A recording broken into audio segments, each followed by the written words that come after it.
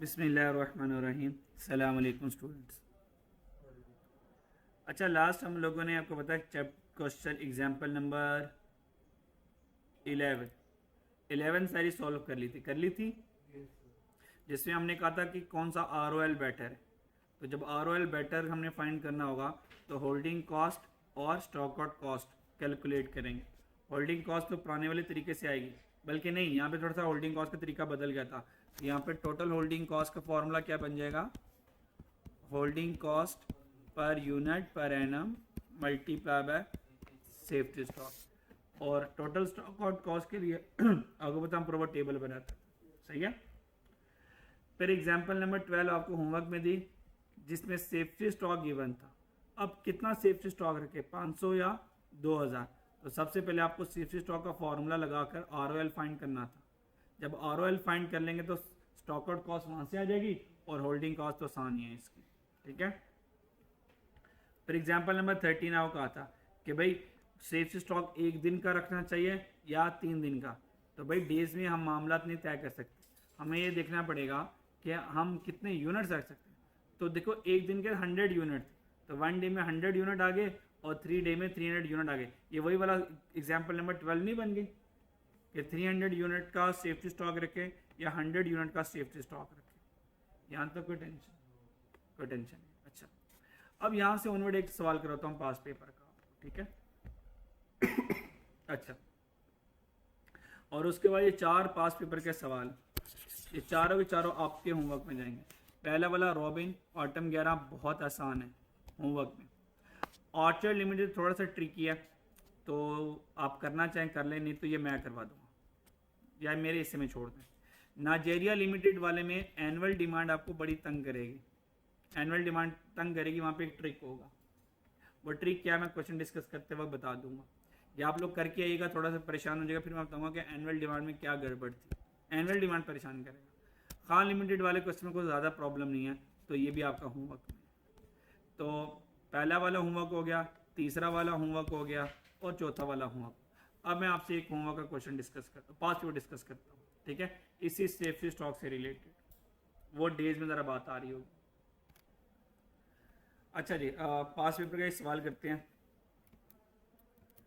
Question number 1 हमारा पास paper का autumn 2008 का क्वेश्चन 2 अल्फा मोटर वाला। कौन सा? अल्फा मोटर वाला। अच्छा, इसका जो पहला पार्ट है, compute the economic order quantity and the total ordering cost based on EOQ।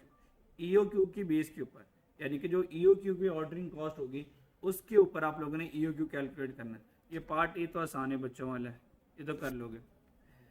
Second ये कह रहा है what would be the safety stock, safety stock क्या होगा, and reorder point, reorder point mean reorder level if the company is willing to take 20% risk of being stock out. Company ने कहा अगर हम 20% डर है कि हम स्टॉक आउट हो जाएंगे, 20% सिर्फ रिस्क लेना चाहता हूँ स्टॉक आउट हो जाऊँ, तो बताएं कितना मुझे सेफ्टी स्टॉक रखना चाहिए। यानी कि अगर मैं इतना सेफ्टी स्टॉक रखता हूँ तो 20% डर है कि हम क्या हो जाएंगे, स्टॉक आउट हो जाएंगे। मेरी बात समझ आ रही है। फिर 10% risk of being stock out, कि 10% अगर मैं स्टॉक आउट होना चाहता हूँ, 10% रिस्क में, तो बताएं कितना मैं अपने पास सेफ्टी स्टॉक रखूंगा, ठीक है। तो ये जो क्वेश्चन है ये ऑलरेडी मैंने यूट्यूब पर डिस्कस किया हुआ है, वहाँ पे वीडियो पड़ी होगी इसी नाम से, अल्फा मोटर के नाम से, ठीक है। मेरी CMA की प्लेलिस्ट में जाइएगा और CMA की प्लेलिस्ट में इन्वेंट्री मैनेजमेंट के टॉपिक में देखिएगा ऑटम 2008 अल्फा मोटर वाला सवाल पड़ा होगा। तो तसल्ली से यहाँ से देख लीजिएगा कि अगर 20% रिस्क हो, 10% रिस्क हो, तो हमें कितना सेफ्टी स्टॉक रखना चाहिए, ठीक है। यहाँ तक मेरी बात समझ आ रही है। जैसे कि मैं हल्का सा बताता हूँ 20% वाला, तो देखो ये प्रोबेबिलिटीज़ है। 11 दिनों डिलीवरी टाइम तो 68 प्रोबेबिलिटी है, ये डिलीवरी टाइम है, ठीक है। मैं 20% रिस्क बर्दाश्त करना चाहता हूँ, तो 4 और 6 10, 10 और 10 20, ये 20% बनता है, ऐसे ही है। मेरी बात समझ आ रही है। इसका मतलब अगर मेरे पास स्टॉक 12 दिनों का है तो 20% रिस्क होगा कि मैं स्टॉक आउट हो जाऊँगा, ये मतलब है इसका। अब 12 डेज जो होंगे ये मेरे पास लीड टाइम होगा, तो इसका डिमांड से मल्टीप्लाई करके टोटल डिमांड मेरे पास आ जाएगा, ठीक है। ये वहाँ से देख लीजिएगा, सारा डिटेल डिस्कस सोल्यूशन है, ईच एंड एवरीथिंग वहाँ पे आपके कॉन्सेप्ट क्लियर हो जाएंगे। डन, ठीक है। अच्छा, और उसके बाद जो सारे सारे क्वेश्चन थे वो कर लीजिएगा। उसके बाद बताऊंगा आप लोगों ने कौन सा होमवर्क करना है। रोज़ का फिर एक सवाल, 3-4 दिन तक रोज़ का एक सवाल जो आप लोगों ने होमवर्क करना है, तो आपका सारा सारा चैप्टर ये क्लियर हो जाएगा, ठीक है। अच्छा, अभी मैं आपके साथ डिस्कस करता हूँ, इनमें से आ जाए ऑर्चर्ड लिमिटेड स्प्रिंग 19, ये डिस्कस करते हैं। इसके बाद प्रोसेस कॉस्टिंग। कितने चैप्टर रह जाएंगे तो चेक कर लो हमने कितने चैप्टर कर लिए अभी हमने। अच्छा जी बच्चों, और अभी जो अगर थोड़ी बहुत कमी इसमें रह जाएगी ना, जो बाकी मैं रोज एक पास पेपर होमवर्क पे दूंगा सर, वो पास पेपर आपकी बहुत कमियां दूर कर देगा, बहुत ज़्यादा हालात बेहतर हो जाएंगे। और अगली बात, जितने पास पेपर मैं खुद करवा रहा हूँ, अगर आप इसी को अच्छे से रिवाइज कर लो, इन्हीं को अच्छे से रिवाइज कर लो, तो आपका चैप्टर जो है पूरे ग्रिप में। जब भी आपको नया सवाल कोई आएगा, मैक्सिमम 1 या 2 एडजस्टमेंट परेशान होंगे, बाकी सब कुछ छाप दोगे। और आपको पता है कॉस्ट में आंसर के नंबर नहीं है, वर्किंग के नंबर, ठीक है। मान ले 2 होल्डिंग कॉस्ट थी, दोनों के दोनों आप लोगों ने गलत कर दी, तो ठीक है, होल्डिंग कॉस्ट के नंबर कटेंगे, बाकी ऑर्डरिंग कॉस्ट जो सारा सही किया होगा, एनुअल डिमांड जो सारा सही किया होगा, ईओक्यू का जो फॉर्मूला बनाया होगा, उसके नंबर मिल जाए आप लोगों, ठीक है। इसलिए टेंशन नहीं लेनी कॉस्ट के पेपर में ज़्यादा। ऑर्चर्ड लिमिट से डिस्कस करते हैं स्प्रिंग 19, थोड़ा सा अजीबो गरीब सा सवाल है, तो दैट्स मेरे हिस्से में आया, ठीक है। ये कराची लिमिटेड वाला बड़ा जबरदस्त सवाल है, आपके हिस्से में आएगा इंशाल्लाह। कब आएगा इंशाल्लाह, आई विल टेल यू। मॉड एमडीएल वाला हम फड़का चुके एमडीएल वाला कर चुके ना आप लोगों ने, माशाल्लाह खुद ही फड़का दिया था यार। ये रॉबिन वाला ये आपका होमवर्क है। अब चेक करें हमने कितने कितने पास पेपर कर लिए। पहला वाला आप लोग आज कर लेंगे, हो गया। दूसरा वाला इंशाल्लाह ताला कल आपकी ज़िंदगी में आ जाएगा, तो ये भी हो जाएगा। तीसरा वाला आप लोग कर चुके, 5वां वाला होमवर्क में है, और ए लिमिटेड वाला कर चुके हैं। रेप्लिका लिमिटेड वाला आसान है, ये आपका होमवर्क है। ये इन्वेंट्री वैल्यूएशन, वो इन्वेंट्री लेवल का सवाल था इसलिए अभी आया ये। क्वेश्चन नंबर 8 सर कर चुके हैं हम कर चुके हैं ना। ये पहला सवाल करवाया इन्वेंट्री मैनेजमेंट का, बिस्मिल्लाह यहाँ से की थी मैंने। आगे चलें, चोको लिमिटेड वाला अब होमवर्क भी माशाल्लाह कर चुके थे, छागे थे आप लोग, ये आप लोगों ने खुद ही फड़का दिया था। हालांकि हमेशा मेरे हिस्से में आता है, हमेशा मैंने नहीं करवाया, इस बार पता नहीं मैंने नहीं करवाया बस। और ओमा हब मैंने करवाया था। खान लिमिटेड वाला आप लोगों ने कहा हम कर लेंगे, अगर खान लिमिटेड वाला नहीं हुआ तो कोई मसला नहीं है, मेरे हिस्से में ही आ जाएगा, टेंशन नहीं लिए मुझे। लेकिन आप लोग माशाल्लाह कर लेंगे क्योंकि कंसेप्ट आपको मैंने सारा समझा दिया हुआ है। हॉकी लिमिटेड वाला कर लिया, ये ऑर्चर्ड लिमिटेड वाला भी मैं करने लगा हूँ, ठीक है। आगे चले जरा, जमाल लिमिटेड वाला आप लोग कर चुके हैं, कर चुके हैं, कर चुके हैं, उनसे बोला करो यार। पिज़्ज़ा इनकॉर्पोरेशन वाला, यस सर, ये वाला डिस्कस कर लिया था मैंने आपसे, याद है। पिज़्ज़ा इनकॉर्पोरेशन वाला होमवर्क था और आप लोगों को थोड़ी प्रॉब्लम आई थी, तो मैंने इसको अपने वाले सोल्यूशन से डिस्कस किया था, याद आया। वो 3% चीज रही थी फ्रिज में लगी, और जब ज्यादा हम चीज मंगवाएंगे तो हमें डिस्काउंट मिलेगा, तो ये वाला मैंने आपसे डिस्कस किया हो, ठीक है। तो दिस ऑल्सो डन। अच्छा जी, नाइजेरिया लिमिटेड वाला ये होमवर्क में, और नाइजेरिया लिमिटेड वाले में मैंने कहा था क्या टेंशन आएगी, एनुअल डिमांड इसमें टेंशन देगी। और आपको हिंट बता दूं कि ना बताऊं, नहीं बताता, इसमें एक एक लफ्ज है उसकी वजह से आपका एनुअल डिमांड बार बार गलत आ रहा होगा, बस आपने उस लफ्ज को ढूंढ लेना जरा, ठीक है। आप लोग खुद करेंगे, मिल जाएगा, आपको खुशी होगी। डन। सैटर्न लिमिटेड वाला सर ये आपका होमवर्क है, ये बेसिक सा सवाल है। आगे गैलेक्सी मसरूर लिमिटेड वाला, ये भी आपका होमवर्क है, ठीक है। अब ये जो सारे होमवर्क वाले रह गए 1-2, ये बस रोज का एक कर लीजिएगा, 3-4 दिन में सारे पास पेपर आके 19 के 19 पास पेपर इंशाल्लाह आपके हमारे सारे कंप्लीट हो जाएंगे, ठीक है। अच्छा जी, अभी मेरे हिस्से में कौन सा आया था, orchard, where are you orchard भाई, कौन सा सवाल था यार ये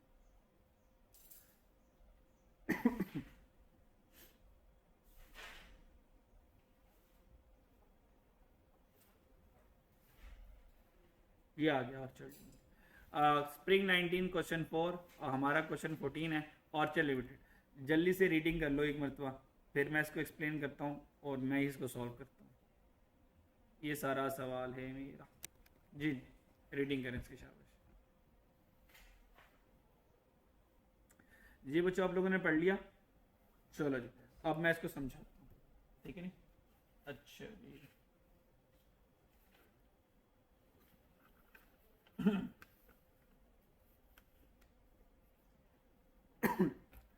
नंबर 1 कहता OL is trading concern. OL trading company है, चीज़ें खरीद के बेचता है। कह रहा है EOQ को इम्प्लीमेंट करवाना चाह रहे हैं 1 अप्रैल 2019। ऑयल डील इन 4 प्रोडक्ट, कहता है 4 प्रोडक्ट में डील करते हैं और इस वक्त जो आपसे बात कर रहा हूँ 1 प्रोडक्ट की कर रहा हूँ, बीटा की। बीटा the following data has been gathered, ये एक्चुअल डाटा। एनुअल सेल, बीटा पूरे साल में कितने बेचता हूँ 72,000 यूनिट। ये एक्चुअल क्या है, सेल है, ये एनुअल सेल है मेरी बात समझ आ रही है। यानी कि ये हमारे पास सेल यूनिट्स, ये एनुअल सेल है। सेफ्टी स्टॉक कितने का रख रहा हूँ 2,000 का। जब मैं चीज़ें खरीदता हूँ तो ट्रांजिट लॉस 10% का करवा बैठता हूँ। Average holding cost per month, ये average holding cost per month है। इसका मतलब है कि अगर ओपनिंग क्लोजिंग नहीं है तो average holding cost per month, ये टोटल होल्डिंग कॉस्ट, ये क्या है टोटल होल्डिंग कॉस्ट, ये क्या है total holding cost. Average holding cost per month per unit, ये पर मंथ पर यूनिट का क्या मतलब है, ये holding cost per unit per annum नहीं है, पर मंथ है। आज मल्टीप्लाई बाय 12 करूंगा इसको, मल्टीप्लाई बाय 12 करूंगा, मल्टीप्लाई बाय 12 करूंगा तो ही जाके कहाँ पे जाएगा, ये पर एनम पे पहुंचेगा। अगर इसको मल्टीप्लाई बाय 12 कर दूं तो ये किस में चल जाएगा, पर एनम में चल जाएगा। मेरी बात समझ आ रही, किसको क्या कह रहे हो, total holding cost per month है ना, ये जो टोटल वाली होल्डिंग कॉस्ट है पर मंथ में। एनुअल में अगर जाना होगा पूरे साल के लिए तो मल्टीप्लाई बाय 12 कर दूंगा। अगर एक महीने के लिए सारी कैलकुलेशन करनी है तो ठीक है, इसको 5 लाख रन में दूंगा। और अगर इसको पूरे साल के लिए कैलकुलेट करना होगा तो इसको भी 12 से क्या कर दूंगा, मल्टीप्लाई कर दूंगा। ठीक है, आपको फिर ये देख लेंगे हम, फिर हम ये देख लेंगे कि हमें क्या करना है, हमें साल के लिए जाना है या पर मंथ के लिए जाना है। डन, 12 वाले लेंगे ना, क्योंकि EOQ में तो holding cost per unit per month नहीं होता, पर एनम होता है। किसको भाई, अब नंबर ऑफ यूनिट्स कितने पता है आपको, नहीं पता ही नहीं है। इस 80 को 5 लाख से डिवाइड करके यहां से नंबर ऑफ यूनिट आ सकते हैं, वो भी नंबर ऑफ यूनिट नहीं आएंगे, ऑर्डर्स आएंगे। ठीक है, मेरी बात समझ आ रही है। होल्डिंग कॉस्ट का फॉर्मूला क्या था, holding cost per annum multiply by, बोलो OQ ओवर 2। OQ ओवर 2 क्या थी, एवरेज इन्वेंट्री, एवरेज इन्वेंट्री। ठीक है, तो यहां से एवरेज इन्वेंट्री आ जाएगी, नंबर ऑफ यूनिट तो फिर भी नहीं आ सकता। ठीक है, आगे चलते। Number of purchase order issued for beta, भाई परचेज ऑर्डर कितने देते हैं हम, 40। ये परचेज ऑर्डर है, कैसे था, नंबर ऑफ ऑर्डर है, number of order OD AD over OQ, ये AD ओवर OQ है ना, नंबर ऑफ ऑर्डर है। The total cost of purchase department for the last year, ये पिछले साल की क्या है, टोटल परचेज कॉस्ट। और आपको पता है टोटल परचेज कॉस्ट ये आ गई, विच इंक्लूड फिक्स कॉस्ट। इसमें फिक्स कॉस्ट कितनी है, 1350000, तो इसका मतलब इसमें से फिक्स कॉस्ट माइनस करूंगा तो वेरिएबल परचेज कॉस्ट आ जाएगी। A total of 100 purchase order were issued during the last year, पिछले साल कितने परचेज ऑर्डर दिए, 100 ऑर्डर दिए थे। ठीक है, ये 100 नंबर ऑफ ऑर्डर थे पिछली बार। अच्छा, और हमारे लिए बीटा के कितने थे, 40 थे सिर्फ। Projection for the next year, अगले साल क्या होने जा रहा है, इंक्रीज इन सेल वॉल्यूम 25%। भाई 72,000 था ना सेल, वो अगले साल 25% ज्यादा हो जाएगी सेल। सेफ्टी स्टॉक पिछली बार 2,000 का रखा था, भाई अब की बार 2500 का रखूंगा। भाई ये लास्ट ईयर है, ये सारा क्या लिखा हुआ है, इसको जरा गौर से पढ़ लो तो ये काम का, ये लास्ट ईयर है और ये क्या है, नेक्स्ट ईयर। ठीक है, आगे चलते हैं। सेफ्टी स्टॉक अब की बार 500 का ज़्यादा रखूंगा। ट्रांजिट लॉस पहले 10% था, अब 6% हो जाएगा। इम्पैक्ट ऑफ इन्फ्लेशन कहता है अगले साल एक्सपेक्टेशन ये है कि भाई 10% इन्फ्लेशन आ जाएगी। तो अगर 10% इन्फ्लेशन आएगी तो सारी की सारी जो कॉस्ट होगी वो 10% से ज़्यादा आना शुरू हो जाएगी।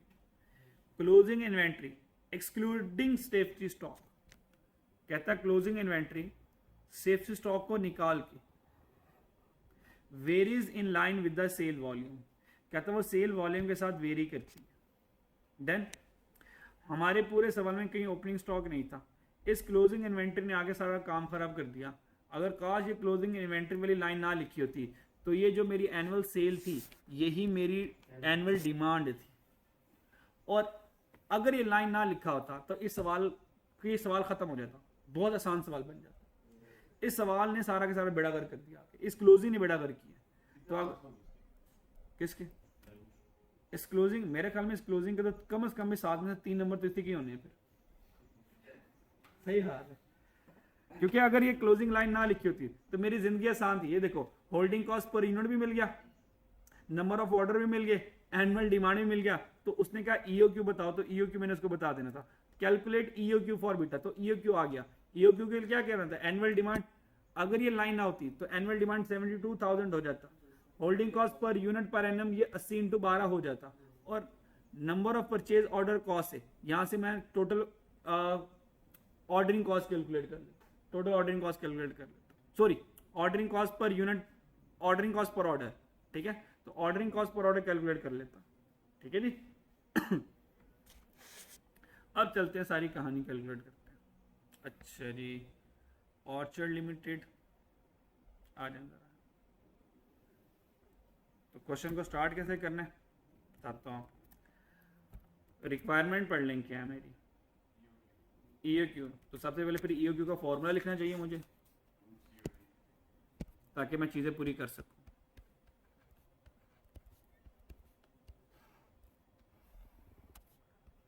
To multiply by annual demand multiply by ordering cost per order divided by holding cost per unit per annum, ठीक है।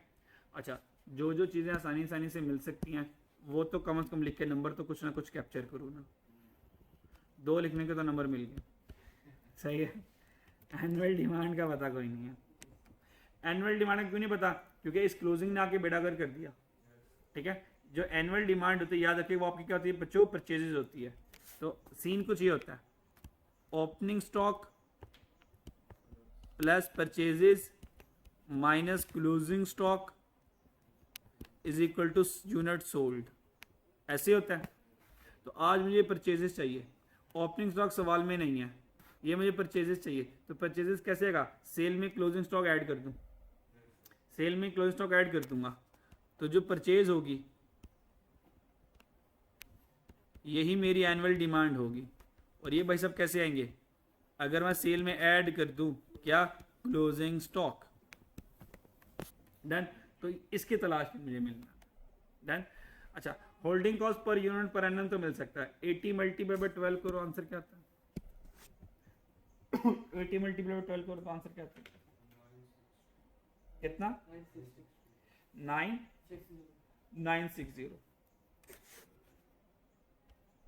ये जगह 960, यहाँ तक कोई टेंशन नहीं। चलो जी आ जाते हैं। अच्छा जी, अब 1 बाय 1 सारी चीज़ें पूरी कर लेते हैं। सबसे पहले आ जाएं, होल्डिंग कॉस्ट पर यूनिट 960 आया, और वो ये कह रहा था कि हर एक के ऊपर 10% इन्फ्लेशन का इम्पैक्ट आना है, हर कॉस्ट के ऊपर 10% इन्फ्लेशन का इम्पैक्ट आना है।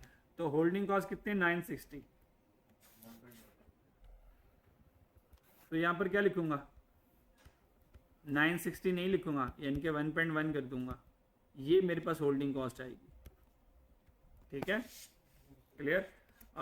ऐसे लिखना है, ऐसे लिख लो या वर्किंग बना लो होल्डिंग कॉस्ट की, मुझे कोई टेंशन नहीं।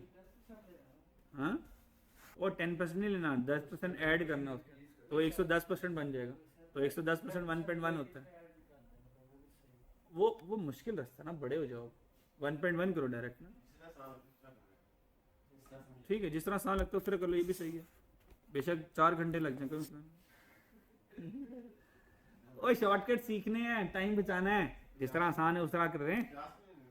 क्या कह रहा है भाई? 50 3 घंटे में लेने हैं ना। अच्छा अच्छा 3 महीने 960 का 1.1 करे। ये मैं दोबारा समझा दूँ मैंने 1.1 कैसे किया। 10% 100 में इंक्रीज होता है, और अगर डिक्रीज हो तो 100 में से माइनस करते हो।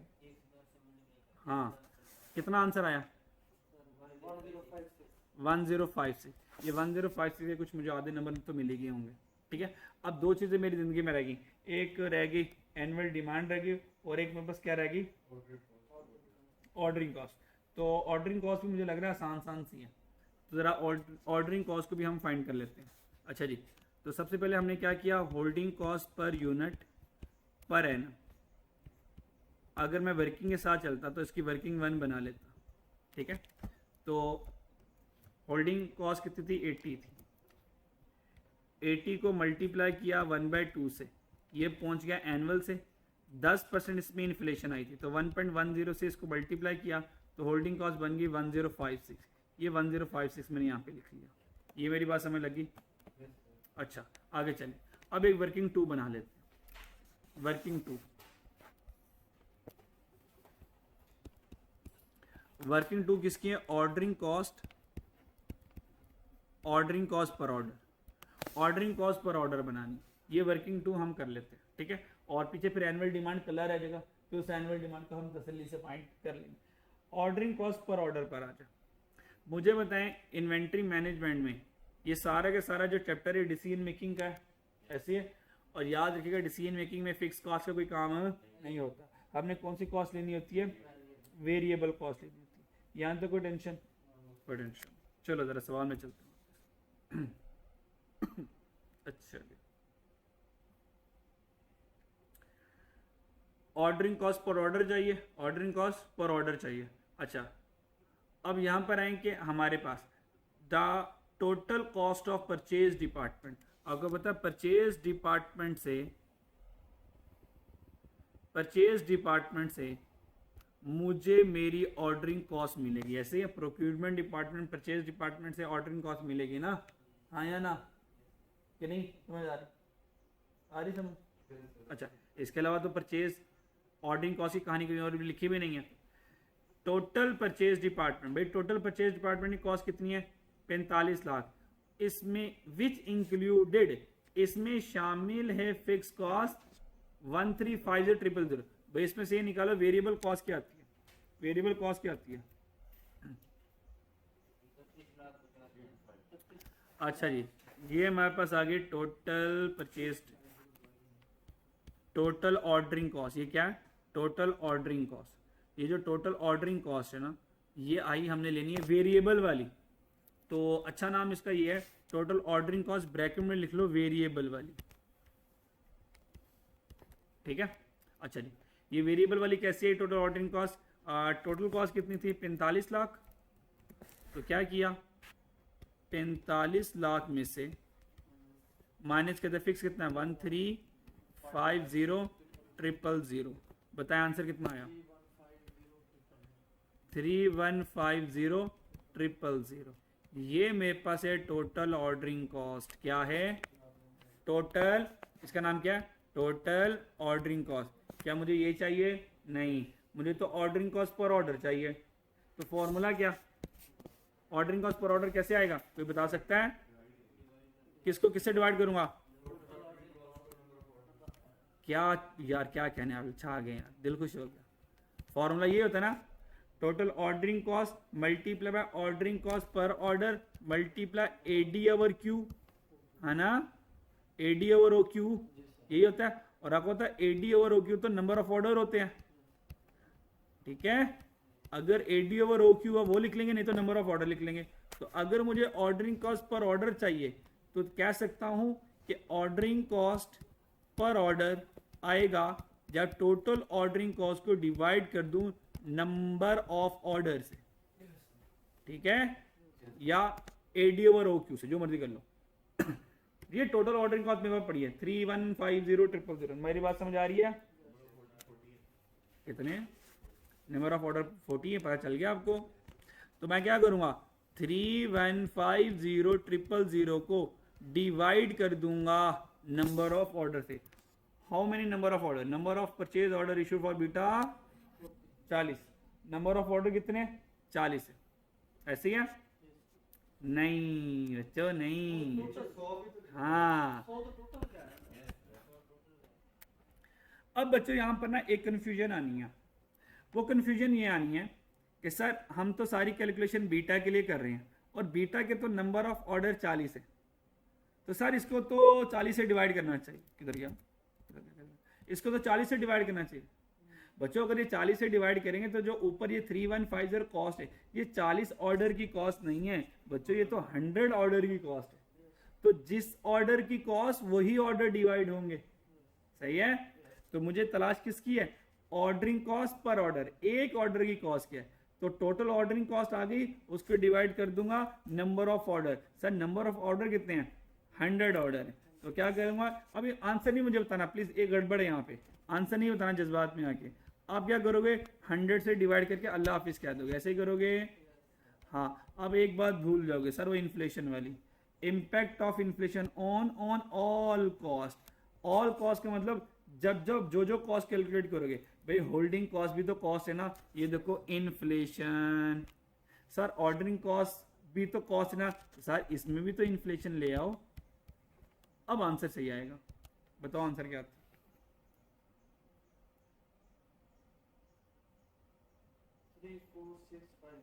क्या आंसर आया,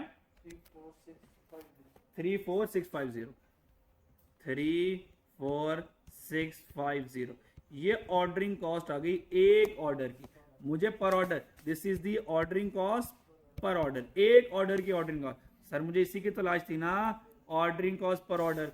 तो भाई आप आगे हो वर्किंग नंबर 2 से, और ये वाली वर्किंग नंबर 2 थी, तो आंसर आ गया हमारा 34650। तो मैं क्या कर दूंगा, यहाँ पे कर दूंगा मल्टीप्लाई बाय 34650। यहाँ तक कोई टेंशन है तो नहीं था? सही। अब क्या रह गया, ये वर्किंग नंबर 1 से आया था, ये वर्किंग 2, और एनुअल डिमांड आ गया वर्किंग नंबर 3 से, सही है। अब सर यहां तक सवाल थोड़ा सा ट्रिकी था ना, अगर काश क्लोजिंग ना होता तो सिंपल क्या करता, 72,000 का 25% इंक्रीज लेता, क्योंकि सेल ने 25% इंक्रीज होता है ना, तो 72,000 का 25% इंक्रीज करके अल्लाह हाफिज कह देता कहानी। अब क्लोजिंग स्टॉक में देखना कितना हैवी किस्म का बेड़ा गर्क किया। तो मुझे क्या चाहिए, और बच्चों मुझे क्या चाहिए, एनुअल डिमांड चाहिए। क्या चाहिए, एनुअल डिमांड चाहिए। एनुअल डिमांड मेरी कैसे आएगी वो सुनिए आप, वर्किंग नंबर 3 पर आ जाए।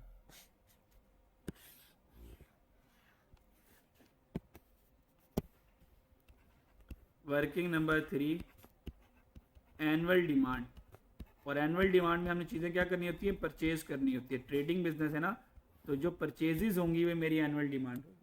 परचेजेस का फॉर्मूला क्या होता है भाई, opening stock plus purchases minus closing stock is equal to sale, ऐसे ही होता है। ओपनिंग स्टॉक नहीं है, परचेजेस फाइंड करनी है, तो ये परचेजेस कैसे फाइंड करूंगा, अगर सेल में ऐड कर दूं किसको, क्लोजिंग स्टॉक को। मेरी बात समझ लगती है? तो ये जो परचेज है जिसको हम एनुअल डिमांड कहते हैं वो मेरे पास आ जाएगी। यहाँ तो कोई टेंशन है तो मुझे बताएं।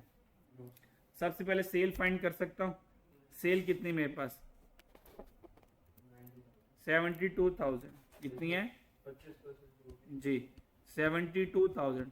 ये तो पिछले साल की है ना, और मैं तो नेक्स्ट ईयर के लिए कैलकुलेशन कर रहा हूँ, तो नेक्स्ट ईयर में सेल कितनी इंक्रीज हो जाएगी, 25% इंक्रीज हो जाएगी। तो इसका कितना ले लूँगा, 25% इंक्रीज, यानी कि 1.25, ये नई वाली सेल आ जाएगी मेरे पास। यहाँ तो कोई टेंशन है तो बताएं। कोई टेंशन, कोई टेंशन। अब सवाल में हमने क्या कर ली, सेल कैलकुलेट कर ली। अब एक चीज कैलकुलेट करनी है, क्लोजिंग स्टॉक। कौन सी कैलकुलेट करनी है, क्लोजिंग स्टॉक। ये जो क्लोजिंग स्टॉक होगा, ये जो क्लोजिंग स्टॉक होगा, कौन सा होगा सर, प्रोजेक्टेड वाला होगा। कौन सा होगा, नेक्स्ट ईयर वाला होगा, प्रोजेक्टेड वाला होगा। अब यहाँ पे एक सवाल में ना ओपनिंग स्टॉक हमारे पास गिवन नहीं है, क्या है, ओपनिंग स्टॉक नहीं है, ओपनिंग स्टॉक हमारे पास है नहीं है। अब यहाँ पे कंफ्यूजन ये होगी कि बहुत सारे बच्चे ऐसे होंगे जो ओपनिंग स्टॉक यहाँ पे नॉर्मली जीरो अज्यूम करेंगे। अब मेरी मैं बताने लगूंगी, अब मैं यहाँ पे बात बताने लगूँ, याद रखिएगा अगर जब भी 2 साल गिवन हो, जैसे कि अक्सर हम मार्जिनल एब्जॉर्प्शन वाले क्वेश्चन में कर रहे थे, 2008 है 2009 है, अगर मैं 2009 की कैलकुलेशन कर रहा हूँ और 8 का डाटा भी गिवन है, तो पक्की बात है 8 का क्लोजिंग 9 का ओपनिंग बनने वाला है। तो जब भी 2 साल अवेलेबल हो तो पिछले साल का जो क्लोजिंग होगा वो अगले साल का ओपनिंग बन जाएगा। अब इस सवाल में हमारे पास बेशक ओपनिंग नहीं है क्योंकि हमारे पास लास्ट ईयर का डाटा अवेलेबल है।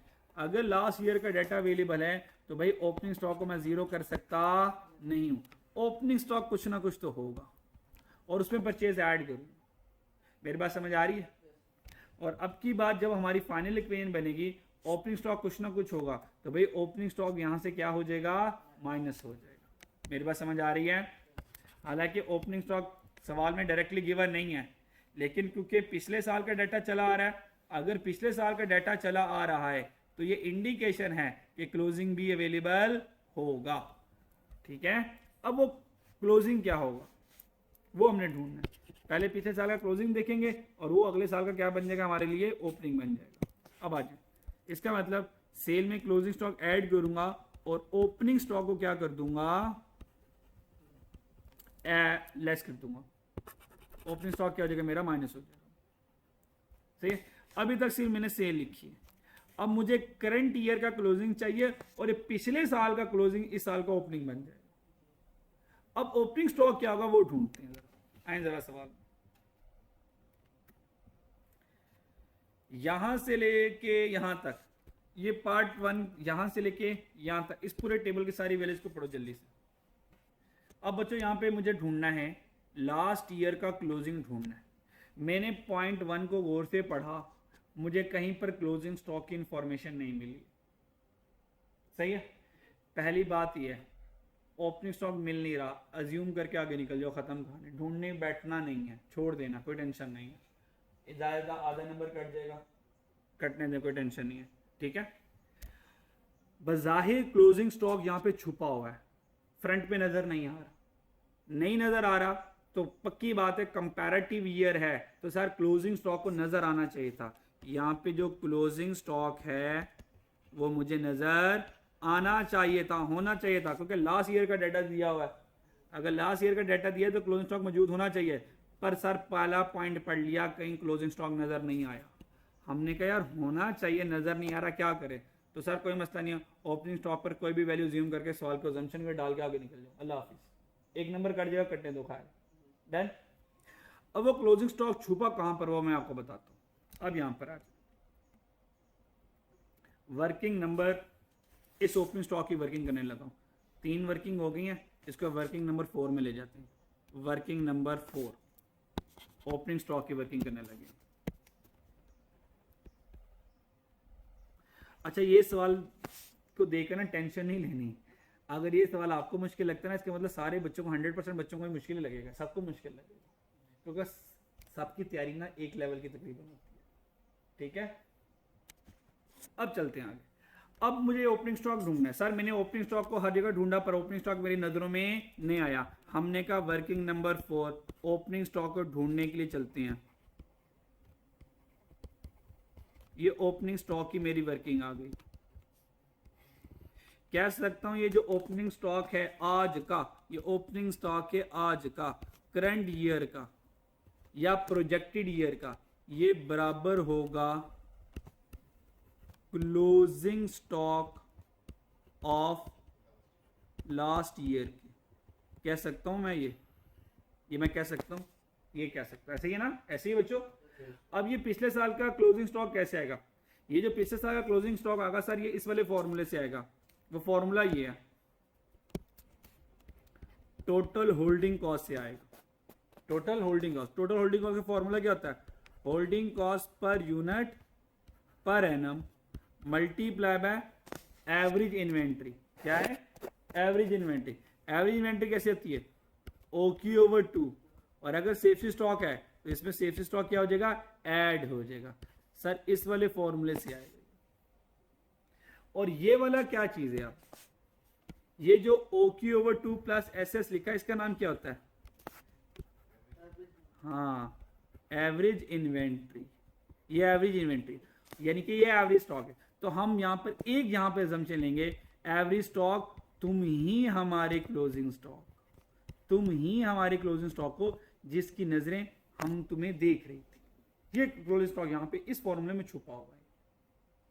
ठीक है, तो यहां तक एग्जाम में बच्चे के लिए पूछना बच्चों इम्पॉसिबल ही है, इम्पॉसिबल ही। जब तक ये सवाल एक मतलब खुद ना कर लो, अब आप लोग पहुंच जाओगे।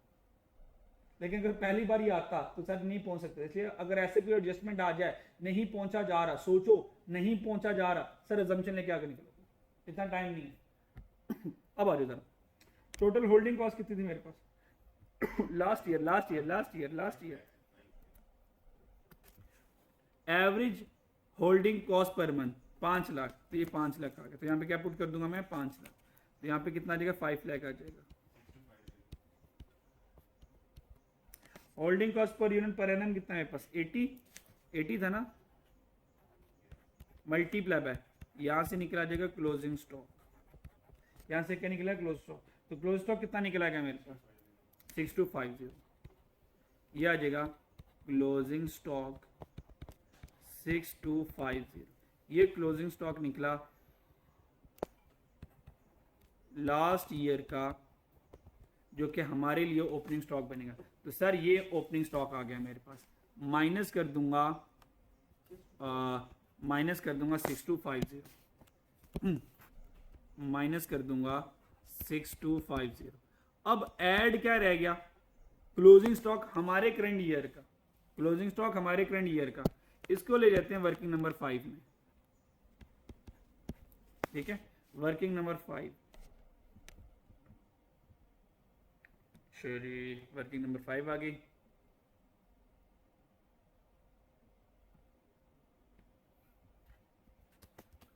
Working number 5 closing stock projected year का या करंट ईयर का? हमारे वाला क्लोजिंग स्टॉक। सवाल पे चलते हैं, देखते हैं क्लोजिंग स्टॉक क्या आता है जी। Projection for the next year के लिए क्लोजिंग स्टॉक के बारे में क्या बता रहा है? पढ़ो जरा इस लाइन का मतलब सुन लें बच्चों।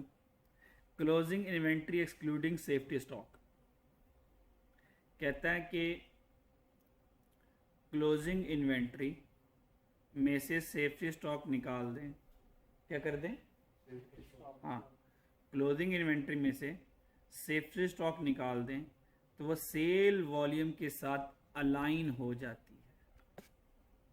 जो भी मेरी क्लोजिंग इन्वेंट्री है, अगर उसमें से सेफ्टी स्टॉक निकाल दूं तो जो क्लोजिंग बच जाता है वो वैसे ही चलता है जैसे सेल वॉल्यूम चलती है। तो देखो सेल वॉल्यूम में हमारे साल में कितना इंक्रीज आया? 25% सेल वॉल्यूम में इंक्रीज आया। तो यहाँ पर भी मेरे क्लोजिंग इन्वेंट्री में 25% का इंक्रीज आएगा। वो जो 25% का इंक्रीज आएगा वो closing inventory including safety stock पर इंक्रीज नहीं आएगा, बल्कि एक्सक्लूडिंग सेफ्टी स्टॉक पर इंक्रीज आया है। ये जो लाइन विद सेल वॉल्यूम का मतलब क्या है भाई? सेल वॉल्यूम में कितना इंक्रीज आया? Increase in sale volume 25%। इसका मतलब क्लोजिंग इन्वेंट्री में भी 25% का इंक्रीज आएगा। ये बात तो तय हो गई। और वो जो 25% का इंक्रीज आया वो किस तरह से इंक्रीज आएगा? वो कह रहा है क्लोजिंग इन्वेंट्री में से पहले सेफ्टी स्टॉक निकाल दो, सेफ्टी स्टॉक निकालने के बाद जो क्लोजिंग रह जाएगा उसमें 25% क्या आया? इंक्रीज आया। वो ये इस लाइन का मतलब ये है। क्या इस लाइन का मतलब समझ लग गया मेरे बच्चों? कोई टेंशन नहीं, कोई टेंशन नहीं। अब चलते हैं कि हमारे पास क्लोजिंग इन्वेंट्री कितनी बची थी। ठीक है, अच्छा जी। अब क्लोजिंग इन्वेंट्री में हम यहां पर अज्यूम करेंगे हमारी एवरेज इन्वेंट्री ही क्या है? Closing inventory. एवरेज इन्वेंट्री हमारी क्या है? Closing inventory. वही वाली हम इन्वेंट्री लेंगे। ठीक है, अच्छा जी। क्लोजिंग इन्वेंट्री बच्चों कितनी थी हमारे पास? 6250। ऐसे है ना, ये 6250। आप कहेंगे सर ये तो पिछले साल की है, तो भाई हम यही वाली ही क्लोजिंग इन्वेंट्री, ये जो एवरेज इन्वेंट्री आई, हमने क्या किया, एवरेज इन्वेंट्री ही हमारी पिछले साल की क्लोजिंग है, तो इस साल की ओपनिंग है, तो एवरेज ही इन्वेंट्री हमारी क्या रहेगी क्लोजिंग में। यानी कि जब भी जो भी साल हो, जब मैं इन्वेंट्री को क्लोज करता हूं ऑन एवरेज कितना पड़ा होता है 6250, तो 6250 हर साल का क्या क्लोजिंग है। नहीं मेरी बात समझ रही भाई, अगर पिछले साल का एवरेज स्टॉक क्लोजिंग है तो इस साल का भी जो एवरेज स्टॉक क्लोजिंग होगा वो भी तो क्लोजिंग इन्वेंट्री होगा। तो इसका मतलब हमारे पास लास्ट ईयर के अकॉर्डिंगली क्लोजिंग स्टॉक में कितना ही स्टॉक आया 6250। ये मेरी बात समझ आई है, ऊपर से गुजर गई आ गई। इसमें से क्या कर दो, सेफ्टी स्टॉक निकाल देना। क्या कर देना, सेफ्टी स्टॉक निकाल दो। भाई लास्ट ईयर सेफ्टी स्टॉक कितना था मेरे पास, ये कहां से नजर आया आपको, ये सेफ्टी स्टॉक लास्ट ईयर का 2000, तो निकाल दूं 2000 इसमें से, सर निकाल दें, इसमें से 2000 निकाल दिया, निकल गया, ये बन गया closing stock without safety stock. इसमें कितने परसेंट सेल के अकॉर्डिंग इंक्रीज आएगा, 25%। ये आ गया आंसर, क्या आया, हाँ 5313 आ गया भैया। 5313 तो एवरेज इन्वेंट्री नहीं है, क्योंकि अभी तो इसमें सेफ्टी स्टॉक मिस है इस साल का। वो कितना इस साल का सेफ्टी स्टॉक है प्रोजेक्टेड वाला 2500, ये 2500 हम ऐड कर देंगे इसमें नया वाला सेफ्टी स्टॉक। भैया एवरेज इन्वेंट्री क्या होती है, एवरेज इन्वेंट्री में सेफ्टी स्टॉक ऐड होता है ना, तो सेफ्टी स्टॉक इस वाला प्रोजेक्टेड ईयर का ऐड करूंगा ना, क्या ख्याल है। ये पिछले वाला एवरेज इन्वेंट्री था, इसमें से पिछले वाला सेफ्टी स्टॉक निकाल दिया, तो क्लोजिंग का 25% इंक्रीज हो गया। तो ये तो 5313 तो सेफ्टी स्टॉक के बगैर वाला क्लोजिंग है, और जो हम सेफ्टी स्टॉक रखते हैं वो भी तो एवरेज इन्वेंट्री का हिस्सा होता है। तो ये पुरानी वाली क्लोजिंग निकाल दी, पुराने वाला सेफ्टी स्टॉक निकाल दिया, नया वाला सेफ्टी स्टॉक ऐड कर दिया, तो बताओ एवरेज इन्वेंट्री नेक्स्ट ईयर की क्या बनेगी, 7813। ये 7813 ये मेरा क्लोजिंग स्टॉक बनेगा जिसकी मुझे जरूरत थी। तो 7813 कहाँ लिख दूंगा, यहाँ पे लिख दूंगा, ऐड कर दूंगा 7813। तो इसमें से ये ऐड करें या माइनस करें, या एनुअल परचेज मेरे पास आ गई, बताएं कितनी आती है।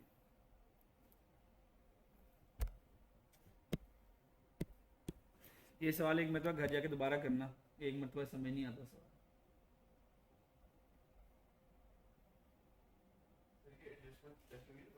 नहीं ये कभी भी दुआ करे इस तरह का नहीं आया, नहीं आता इस तरह। कितना आया, 91563। असल में ये सारी ना मैथमेटिकल की और अजम्पशन की अजम्पशन गेम है। इस सवाल में अजम्पशन ही बहुत ज्यादा है, तो बच्चा तो बेचारा खप जाएगा यार अजम्पशन ले लेके, सही है। तो ये नॉर्म, हाँ बच्चे का इतना कॉन्सेप्ट ही ना, उसको ये नहीं पता। अच्छा बच्चा यही सोचता रहेगा यार ये कैसे पॉसिबल है, जो पिछले साल का क्लोजिंग था अगले साल का भी क्लोजिंग हुई है, बच्चा तो ये नहीं पिक कर पाएगा, ठीक है। क्योंकि एवरेज स्टॉक का मतलब होता है हर साल, जब भी साल खत्म होगा 6250 हर साल के एंड में पड़ा होगा इतना। अब बच्चा यहाँ तक नहीं पहुंच पाएगा, वो क्लोजिंग स्टॉक को ना यहाँ से ढूंढेगा, बताओ कहाँ से ढूंढेगा, वो इस वाली केजन से कहेगा अच्छा इस साल का क्लोजिंग स्टॉक बैलेंसिंग ढूंढ रही, सेल भी आ गई, ओपनिंग भी लिख लिया, क्लोजिंग स्टॉक को ना बैलेंसिंग लिखता हूँ। फिर उस मासूम को याद आएगा यार ये तो ढूंढ रहा हूँ, परचेज को भी ढूंढ रहा हूँ, और एक वे में दो अननोन होते ही नहीं है, वो यहाँ पे फंस जाएगा। हाँ अपने तरफ से वैल्यू फिल करके आगे निकल जाओ, अजम्पशन लेके सवाल को फटका दो, क्योंकि इसको जितना भी सही करने की कोशिश करोगे उतना सही होना नहीं है, उल्टा आपका वक्त जाया करेगा ये सवाल। तो ऐसा कोई डिफिकल्ट सवाल आ जाए उससे जान छुड़ानी है, अजम्पशन लेके बाहर आ जाओ। एनुअल डिमांड आ गई, सर खत्म कहानी है, 91563, यहाँ पे पुट कर देंगे 91563, आंसर आ गया EOQ। बताओ क्या आता है,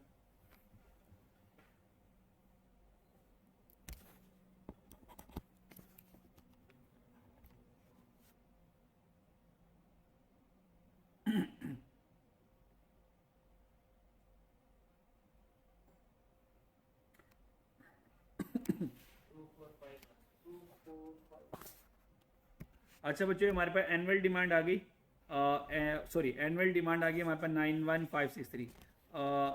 इस एनुअल डिमांड में एक प्रॉब्लम और भी है, वो रह गया था, वो मैं आपको बताता हूँ ज़रा। एनुअल डिमांड आ गई, जो हमने चीज़ें खरीदी, कितनी खरीदी 91,563, सॉरी ये खरीदी नहीं है, ये एनुअल डिमांड है, यानी कि इतनी यूनिट्स की हमें ज़रूरत है, इतने यूनिट्स की हमें ज़रूरत है। अब तो मुझे ये देखनी मेरी परचेजेस क्या होंगी। यहाँ पे एक कॉन्सेप्ट रह गया था, वो अप्लाई करना रह गया भाई। ट्रांजिट लॉस भी तो हुआ 6%, ट्रांजिट लॉस भी 6%। अगर ट्रांजिट लॉस 6% हुआ, कह सकता हूँ ये 94% पे पड़ा हुआ। तो अगर मैं इसको 0.94 से करूंगा, ग्रॉस कर दूंगा, तो 100% क्या बनेगा 97407। ये 97407 ये असल में हमारी एनुअल डिमांड होगी, जो कि हम क्या करेंगे, परचेज करेंगे, ठीक है। बाकी तो 9% 0.95 तो ट्रांजिट लॉस हो जाएगा ना, तो ये 97407 ये हमारे पास आ जाएगा। यहाँ पे कितना आएगा, ठहर जरा,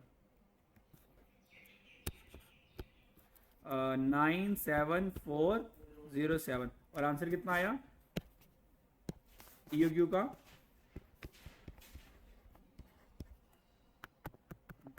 जी 2528 यूनिट्स। ये मेरे पास EOQ आएगा 2528 यूनिट्स, ठीक है जी। तो ये थोड़ा सा अजीबो गरीब सा सवाल था। ये नॉर्मल ना इन्वेंट्री मैनेजमेंट के कॉन्सेप्ट से हटकर कॉन्सेप्ट था, तो ये बस एक ही मरतबा आया हुआ। इस तरह का कॉन्सेप्ट एग्जामिनर ने दोबारा टेस्ट नहीं किया, लेकिन हो सकता है एग्जामिनर का जब दिल करे यहाँ से मुश्किल सवाल दें तो इस तरह वाली वैरायटियाँ लगा सकता है। इसलिए एक मरतबा कम से कम इस सवाल को दे के जाइएगा, ठीक है, क्लियर, ठीक है। आज के लिए इतना काफ़ी है। अब हमारा तकरीबन इन्वेंट्री मैनेजमेंट वाला सारा के सारा चैप्टर हो गया complete with all pass paper. जो पास पेपर रह गए अगर उसमें कोई प्रॉब्लम है मुझसे डिस्कस कर लीजिएगा, ठीक है। कल इंशाल्लाह ताला नेक्स्ट हम अपना न्यू चैप्टर स्टार्ट करेंगे, ठीक है। और वो न्यू चैप्टर अच्छा खासा तगड़ा चैप्टर और मज़े के चैप्टर, आसान चैप्टर है। तो नेक्स्ट इंशाल्लाह हम प्रोसेस कॉस्टिंग स्टार्ट करेंगे, ठीक है। अपना ख्याल रखिएगा, अल्लाह। जी जी।